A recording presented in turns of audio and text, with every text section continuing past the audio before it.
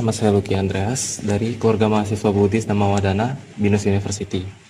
Nah, kali ini kita bakal bahas topik tentang empat kebenaran mulia atau Cattari Arya Sacani, spesifiknya pada empat aspek utamanya, dukkha, samudaya, nirodha, dan magga dalam konteks kehidupan generasi muda di era modern. Nah, sebelumnya terima kasih Bante udah mau menghadiri interview ini. Langsung aja pertanyaan pertama. Bagaimana Bante menjelaskan makna dukkha kepada generasi muda saat ini? Ya, kalau tentang dukkha dalam ajaran Sang Buddha, cuman satu-satunya agama yang ajarkan kita tentang dukkha. Kenapa dukkha? Semuanya pengen kebahagiaan, tapi lupa menderita, ya kan? Lupa. Tapi hidup ada dua sisi, sukha dan dukkha. Ada hitam dan putih, ada yang tinggi dan rendah. Tapi kita ujung-ujung itu kita menuntun tentang kebahagiaan dulu. Tapi kalau kebahagiaan dalam ajaran Sang Buddha, namanya kebahagiaan tidak kekal. Tidak kekal. Bahagia tidak tahan lama. Nanti dukkha. Seperti orang kawin. Kawin kenapa? Karena bahagia. Ya kan? Terus kalau ada masalah, bercerai, kalau sudah cerai gimana? Bahagia juga. Tapi sebelum bahagia itu sudah dukkha, ya kan? Ada dukkha sukha, dukkha sukha. Itulah namanya hidup tidak kekal. Tapi ajaran Sang Buddha dukkha yang namanya Arya Satya, dukkha. Yang agama apapun, manusia lasmana apapun, kaya raya, maupun Sang Buddha, maupun para Bante, semuanya punya penderitaan sama. Lahir, sakit, tua, dan mati. Tidak ada siapa yang bisa lolos dari siklus yang empat hamil. Ya. Tapi yang lain tambah lagi. Kalau dukkha dalam ajaran Sang Buddha ada 11 jenis. Nah, kalau kita baca dari berita itu, cara pitukkha, kelahiran adalah penderitaan. Moranang pitukkha, kematian adalah dukkha.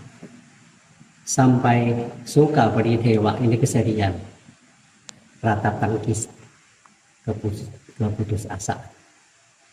Semua itu namanya menderita. Dan juga apa yang kita inginkan tapi kita tidak dapat, itu namanya dukkha. Apa yang kita dapat tapi kita tidak inginkan, itu namanya dukkha juga. Dekat siapa yang kita cintai, itu suka, ya kan? Tapi dekat siapa yang tidak suka, dukkha. Kehilangan yang orang tercintai itu namanya dukkha. Ini dukkha penderitaan yang masih beda, gitu, sesuai dengan karma. Ya. Makanya yang tetap, yang kekal itu namanya sakit, tua, mati. Tidak ada siapa yang bisa lebih dari kematian. Makanya kalau tentang dukkha ini namanya Arya Satya. Sang Buddha mengajarkan kita bahwa ingin kebahagiaan, punya pengalaman tentang penderitaan. Penderitaan. Seperti kita mau sukses, ada enggak? Cuman doa-doa dapat? Tidak. Harus sulit susah payah, rajin kerja keras, ganti dengan keringat. Itu namanya.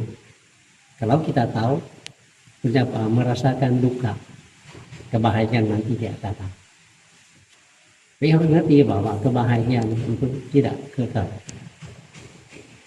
tidak kekal, sering berubah.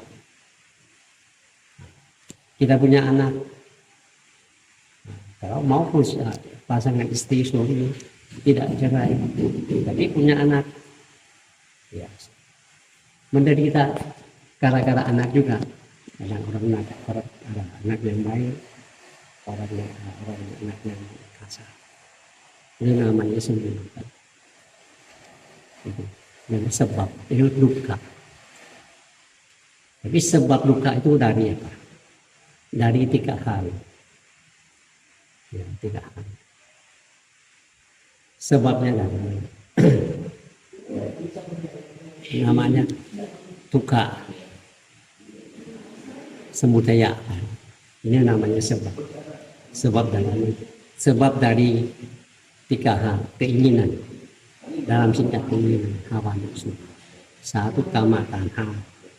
Keinginan hawa nafsu. Kedua, hawa tanha. Keinginan yang ingin dapat apa yang tidak inginkan. Namanya yang sesuai dengan kita harapkan. Ketika vipawa tanha,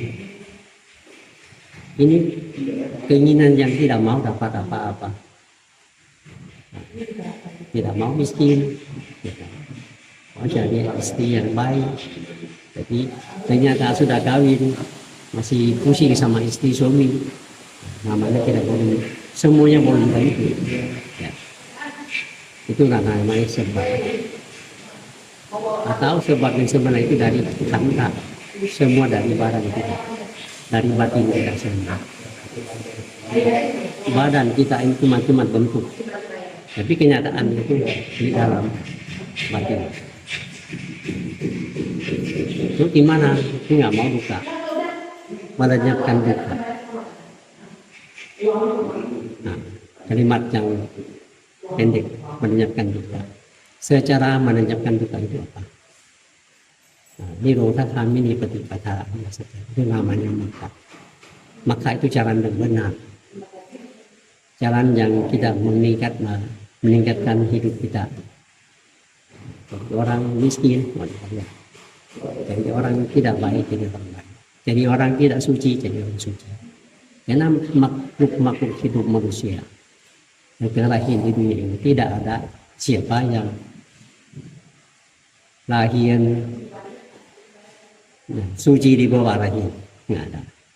Maupun sang Buddha belum murni sampai berpraktik sambatin murni, sampai berbatin murni, itu namanya kebijaksanaan yang sempurna. Kebodohan apa? Kebodohan kita anggap namanya kita singkat aku ini asli, ini anakku, ini barang-barang. Tapi perasaan tidak pernah dapat. Kaya lagi mau tembak lagi. Sudah kaya mau kaya lagi. Ya, namanya pandangan tidak benar. Kalau pandangan tidak benar itu sudah bodoh. Nah, jalan sang Buddha sudah ajarkan kita bahwa akhirnya badan ini enggak, tidak punya siapa-siapa, tidak punya kita, tidak punya siapa. Nah, makanya gimana? Apa yang punya kita? Batin mana? Nggak lihat, ya kan? Nah, itu namanya batin. Tapi kalau di Buddhis ada tumibar lahir, ya kan? Kita pergi, namanya sapang pahaya kamania, semuanya tidak tinggalkan, semua akan pergi. Siapa pergi? Batin pergi. Pergi dengan pakai apa? Motornya kita bakar, kasih enggak, ya kan? Mobil asli enggak Pak bisa dipakai, gimana mobil palsu? Itu terbakar lagi, nggak mungkin. Dan ya, kendaraan kita akan kita pakai ini namanya kekuatan kebaikan, kekuatan keburukan. Simpan di mana? Simpan di hati. Setiap tindakan kita lakukan tidak pernah hidup. Semuanya tersimpan di dalam. Hidup ini belum lengkap, ya kan? Tapi kata Sang Buddha, sungguh sulit kita lahir sebagai manusia. Betul, sungguh sulit. Kenapa sungguh sulit? Kita lahir karena kita bawa jasa kebaikan. Ini namanya kama baik yang dibawa. Dibawa mengakhirkan kita sebagai manusia. Kalau kama buruk gimana? Jadi hewan, ya kan? Kama buruk lagi neraka lagi. Inilah kama baik kita. Tapi kita jangan lupa bahwa kita sudah dapat badan manusia, namanya sudah lengkap tersendiri. Ada kalimat Sang Buddha, hak khang thanang manusia su, makhang satta visuddhi. Kita lahir sebagai manusia adalah makhluk ternilai. Makhang satta, makhang itu makha, bisa melaksanakan dalam ajaran Sang Buddha, dalam jalan yang benar menuju ke alam bahagia. Ekacho mukhang kacati, ekacho sakhang kacati, ekacho mukhang kacati. Siapa melakukan kebaikan dengan meditasi dana sila, siapa banyak melakukan, lalu setidaknya dia terlahir di alam manusia lagi atau ke alam jiwa. Ekacho mukhang ini kalau terlahir itu dia akan terlahir, dia sampai tujuan nibbana. Tidak terlahir lagi. Ini namanya kebahagiaan ya sejati. Manusia bisa lakukan apa? Dana sila samadhi. Kalau kamu nggak lakukan apa itu? Panjang itu. Panjang timbul dari mana? Panjang dalam agama Buddhis bukan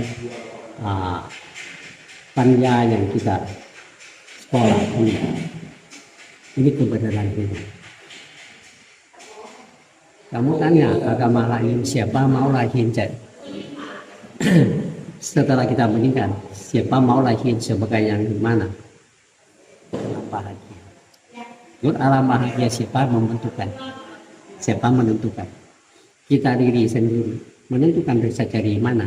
Dari berbuat baik. Tidak mungkin kamu berbuat jahat dapat kebaikan, tidak mungkin.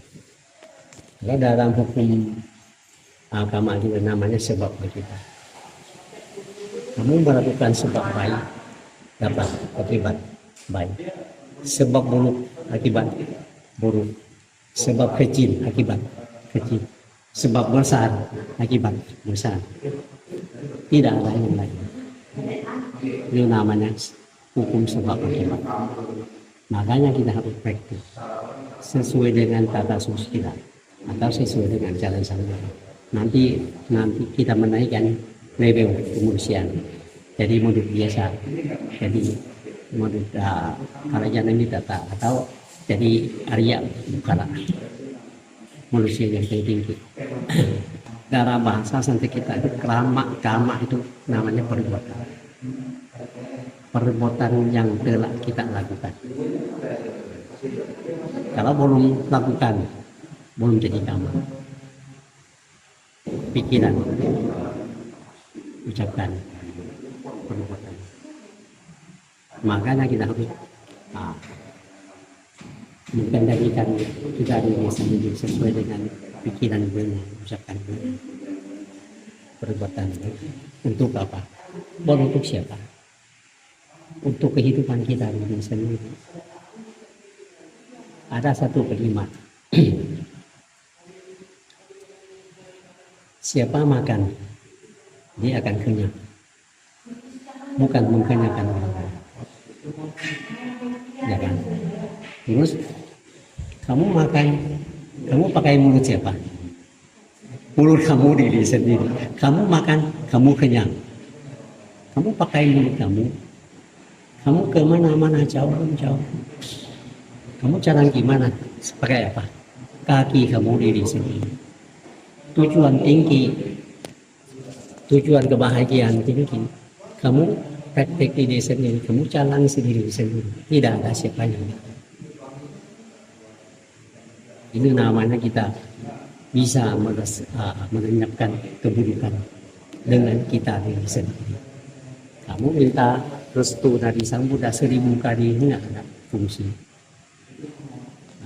Sang Buddha sudah katakan, akhataro tathagato. Saya cuma ajarkan kalian melakukan diri sendiri. Gitu. Sekarang kita masih generasi baru, kita tahu bahwa yang penting bukan cuma dhamma, yang duniawi kita harus belajar.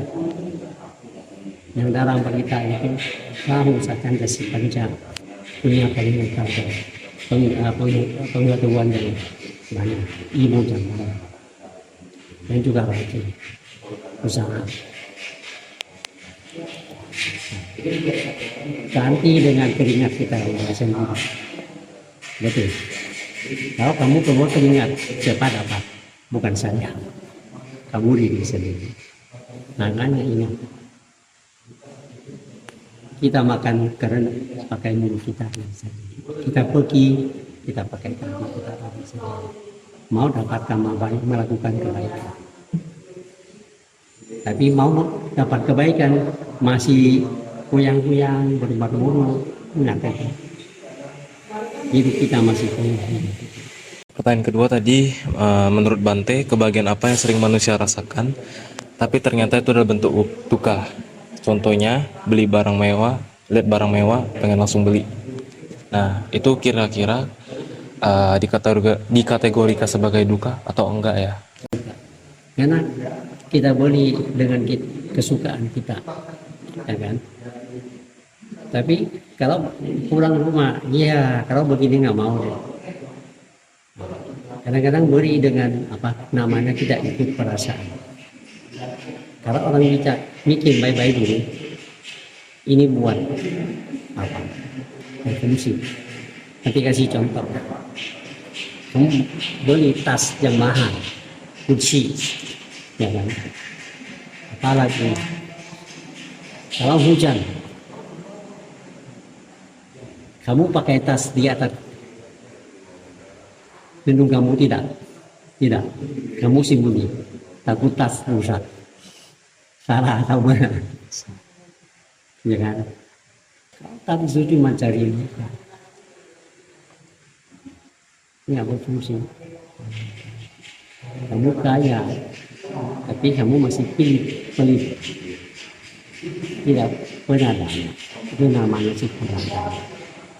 Bukan kaya di badan, di bentuk kaya. Kamu kasih anjing kelaparan, satu ekor, satu bungkus, itu namanya kamaban. Makanya jangan disia-siakan diri. Tidak sesuai dengan yang kita gunakan. Cepat beli pasti nanti kecewa. Harus hati-hati. Karena hidup kita masih panjang. Nggak tahu kapan sakit. Nggak tahu juga sakit kapan. Kalau sakit perlu uang, nggak ada uang gimana. Kalau tas mahal, kamu beli 100, kalau kebutuhan dapat berapa? Enggak sampai separuh. Nah, itu jangan cepat pilih, jangan cepat beli. Dan juga cuma bukan barang-barang, pasangan istri suami juga, teman-teman juga. bukan dia orang kelihatan kaya aja mau dekat. Jangan lihat, lihat dulu, bukan kelihatan ini luar yang bagus, tapi batin harus bagus. Jadi kita langsung lanjut ke pertanyaan 3. Bante, manusia kan gak luput dari awija atau kegelapan batin. Menurut Bante, bagaimana cara kita mengatasi hal itu ya?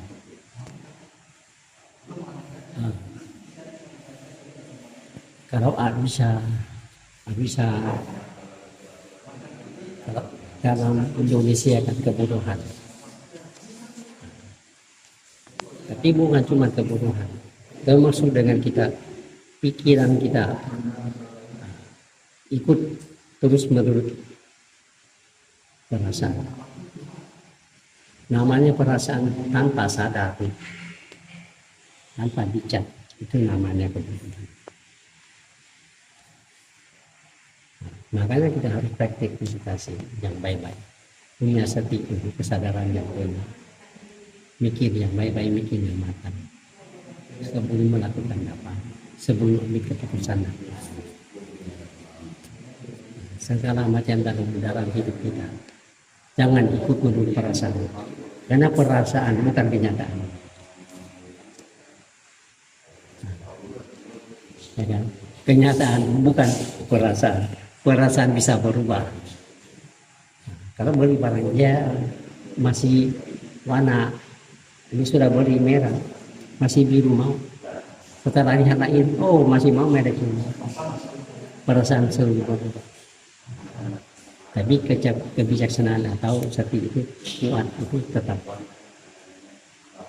Sampai namanya batin terbuka, bisa memikirkan secara matang.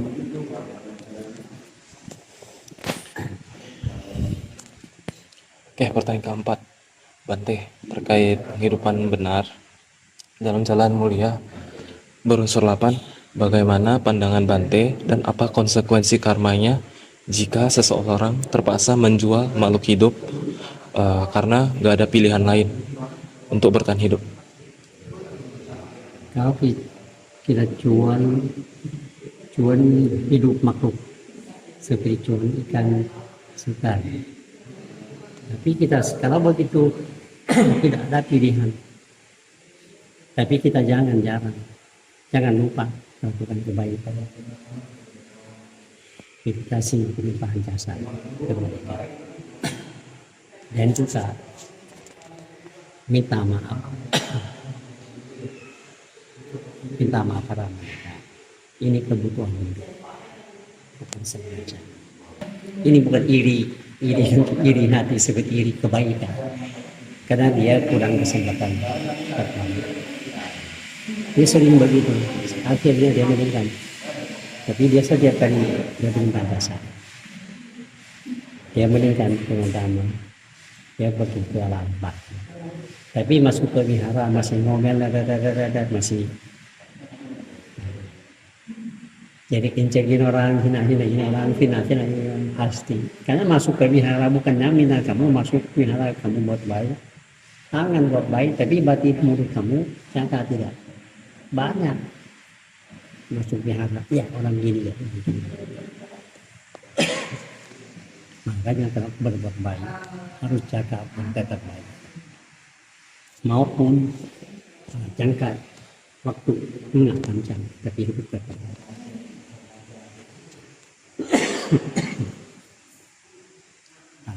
Kalau bisa punya kesempatan,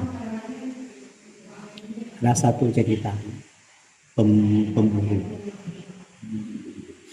dia ke hutan, dia cari mangsa.